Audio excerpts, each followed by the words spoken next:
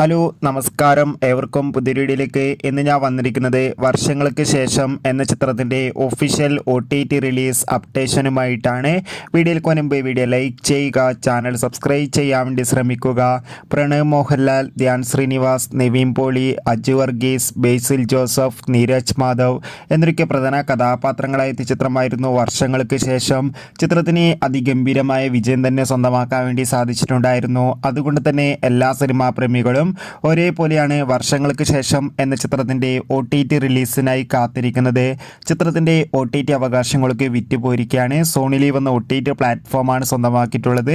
ഏവരുമേറെ ആകാംക്ഷയോടെയാണ് ചിത്രത്തിൻ്റെ OTT റിലീസിനായി കാത്തിരിക്കുന്നത്.